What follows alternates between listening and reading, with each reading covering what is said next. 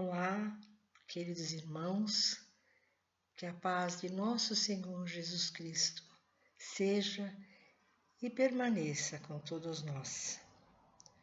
Hoje, em mais essa oportunidade, vamos dar continuidade ao estudo do livro Desobsessão, Psicografia de Chico Xavier e Valdo Vieira, através do nobre espírito de André Luiz. Hoje nós vamos procurar abordar o capítulo 39 e 40, que são sequências dirigidos aos médiuns de psicofonia, ou seja, de incorporação ou passividade.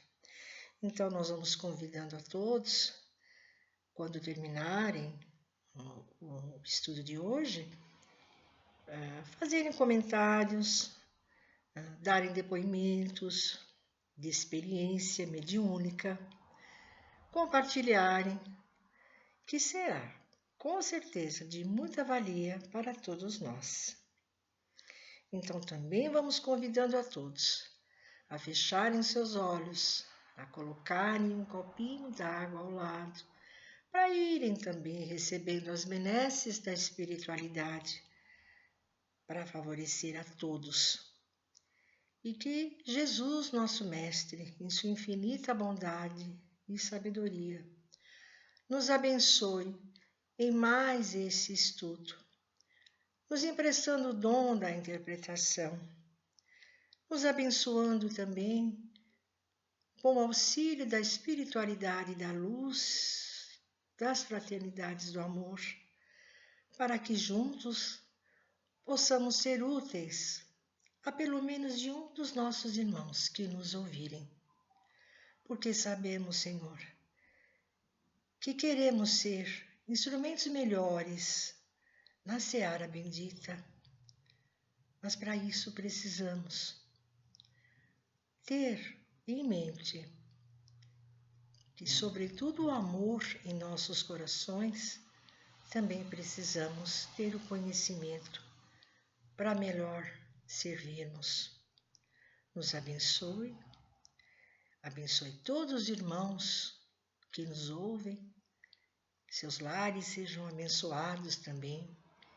Enfim, que o Senhor abençoe a todos os irmãos de humanidade.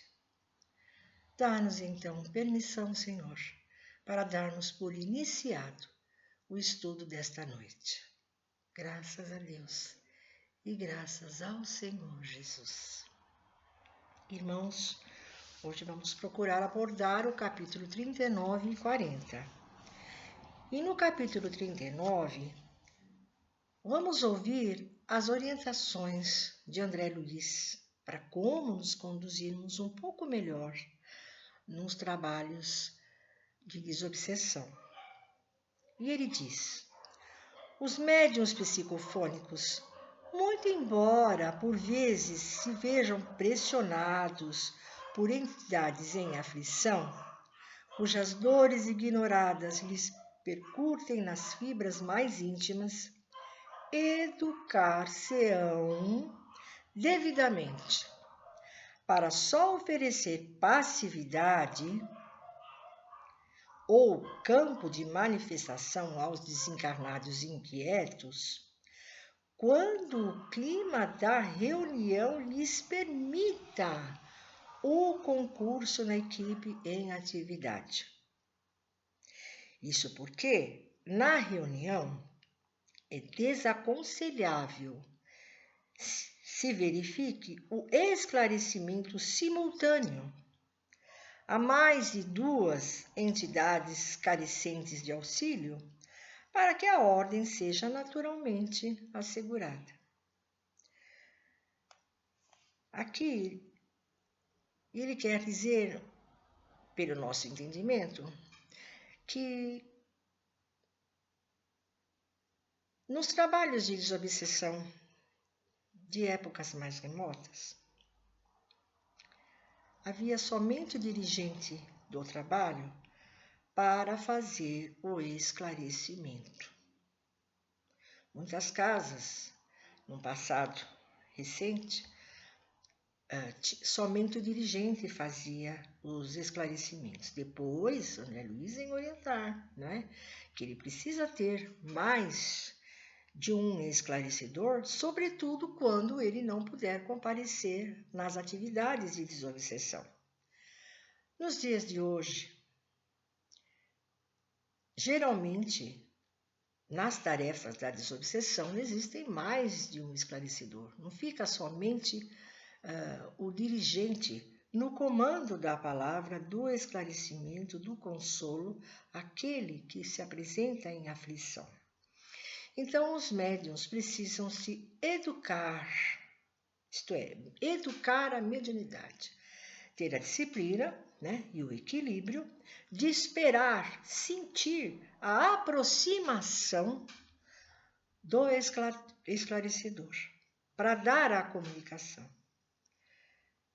Porque às vezes ele sente já a entidade, já começa a querer se manifestar e não tem ninguém ali no momento, já está o esclarecedor ou os esclarecedores em outros companheiros para dar o esclarecimento, e isso não é aconselhável. Ele tem que se policiar, não é?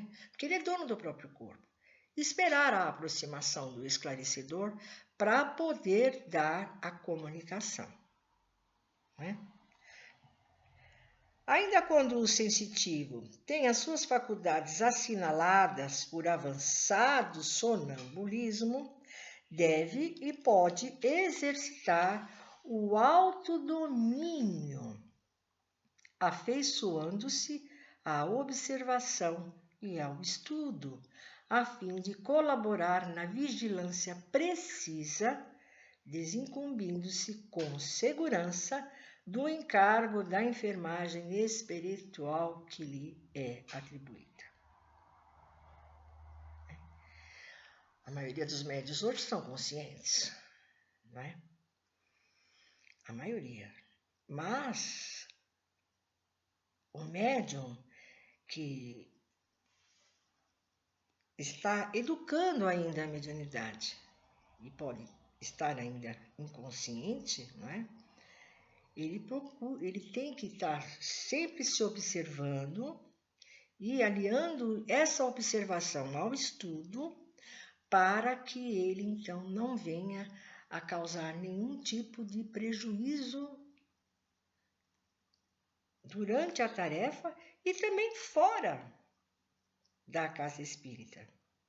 Já no capítulo 40, André Luiz vem nos orientar sobre as manifestações simultâneas 2.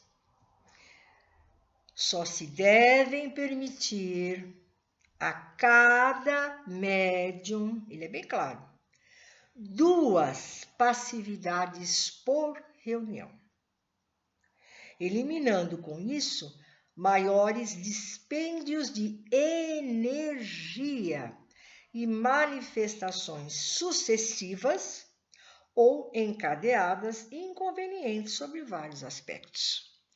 Isso já comentamos em outras oportunidades, né? Mesmo que tenham um número reduzido de médiums para a tarefa, isto é, médiums de psicofonia, André Luiz aconselha somente 2 passividades, para não ter dispêndios de energias do próprio médium. Em todas as circunstâncias, o médium a serviço da desobsessão não se pode aliar da equipe em que funciona, conservando a convicção de que dentro dela assemelha-se a um órgão no corpo e que precisa estar no lugar que lhe é próprio para que haja equilíbrio e produção no conjunto, que foi também o que acabamos de falar agora há pouco, né? Isso é muito importante, gente, não é? Porque às vezes a gente sabe, claro, que o trabalho tem horário para começar, mas que não tem horário para terminar, dependendo das circunstâncias, né? E da necessidade, mesmo assim, tem que seguir-se a disciplina, né? E o médium realmente, em muitas ocasiões, dá passividade a várias entidades, né? Sobretudo porque tem poucos médiuns de psicofonia em determinada situação de trabalho. Então, ele nos aconselha a não darmos mais do que 2 passividades. Então, esses 2 capítulos são muito simples, mas de grande importância, porque já vimos anteriormente, em muitas outras oportunidades, companheiros que, dispostos, com a boa vontade, com amor, em servir, acabaram muitas das vezes se desgastando muito energeticamente, né? E retornam para casa, para seus lares, né? Muito cansados, sendo que também tem que ter em mente que ainda poderá estar trabalhando durante o sono físico, naquele mesmo dia. Tem entidades que não podem ser atendidas naquele momento. Outras são trazidas junto com aquela que se manifesta para ouvir também, mas muitos não podem, tem que dar sequência ao trabalho, né? Durante a madrugada. Então, irmãos, fica aí a orientação de André Luiz. Busquemos o equilíbrio para melhor servirmos.